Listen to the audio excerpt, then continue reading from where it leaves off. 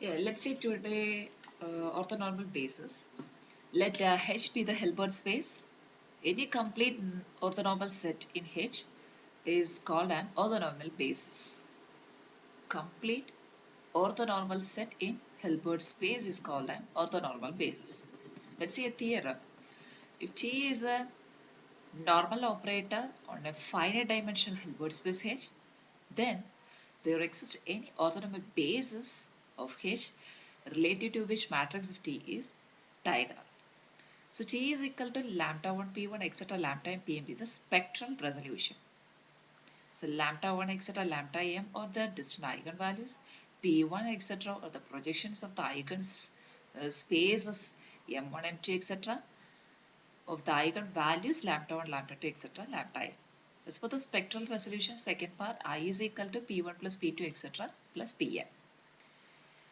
Now, have a result that T is normal, then MIs are pairwise orthogonal. It is nothing but the spectral theorem. Spectral theorem 3 implies 1. T is normal, MIs are pairwise orthogonal. So MIs are the eigenspace of the normal vector. So we can say that MIs are pairwise orthogonal since T is normal. So you can write that MI is orthogonal to MJ. So at the beginning of the theorem, it's given that T be a finite dimensional Hilbert space, non-zero Hilbert space. So we can say that Mi is also the finite dimensional non-zero Hilbert space. As per the theorem 54e, every non-zero Hilbert space contains complete orthonormal set. So here Mi is a non-zero Hilbert space. So as per this theorem, we can write that Mi contains complete orthonormal set. According to the section 54 problem number 5, you can say that complete orthonormal set is a basis. So now you can take B1, B2, etc. Bm be the orthonormal basis for the eigenspace Mi.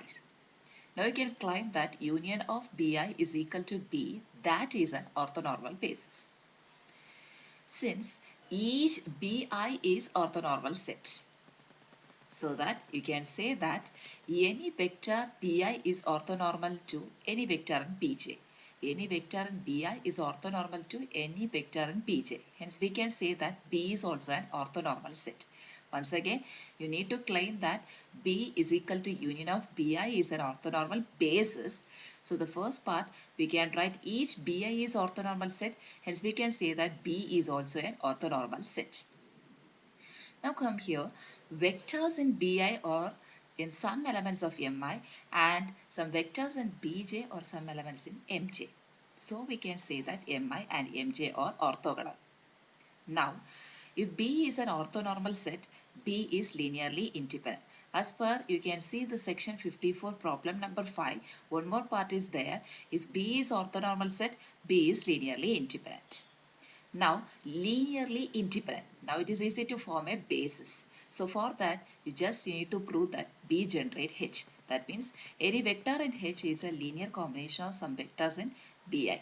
So you can assume some x be a vector in H and then x can be written as Ix. So as per spectral resolution second part, you can write B1, P1 plus P2 etc. plus Pm into x.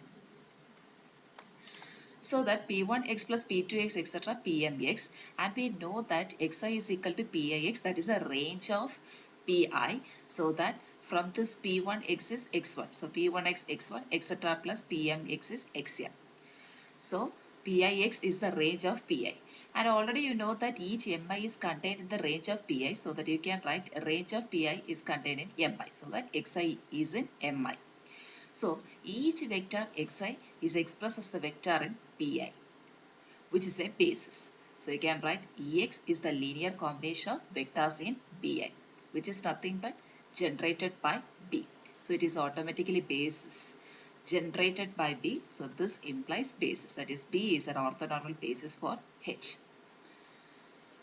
Now say here, each vector, non-zero, each non-zero vector in Mi is an eigenvector of T. Similarly, each vector in Bj is an eigenvector of T.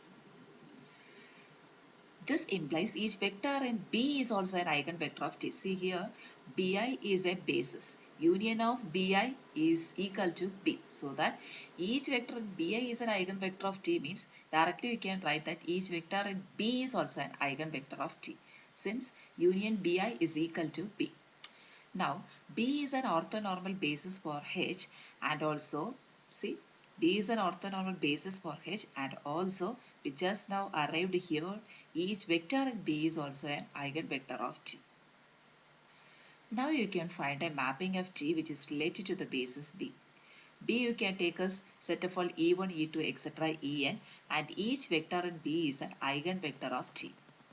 As per the eigenvector condition Tx is equal to lambda x, here E1, E2, etc. En, Te1 equal to alpha on E1, Te2 equal to alpha to E2, etc. Ten equal to alpha in En by this eigenvector condition. Now you can rewritten Te1 is equal to alpha on E1 plus 0 E2 etc. plus 0 En. Similarly Te2 is equal to and etc. Ten is equal to alpha in En as rewritten as 0 E1 etc. alpha in En. This everything you can put in the matrix form as matrix T is equal to, first part you can see here as T alpha 1 E1 plus others everything will be 0, and the second part 0 alpha to E2 etc. 0 En. So just put in the matrix form. So alpha 1 0 etc. and 0 0 etc. alpha n. So this is nothing but the diagonal matrix. So our question is to prove that any orthonormal basis of H is related to the diagonal matrix. So already we arrived this result B is an orthonormal basis, and that we put into the diagonal matrix.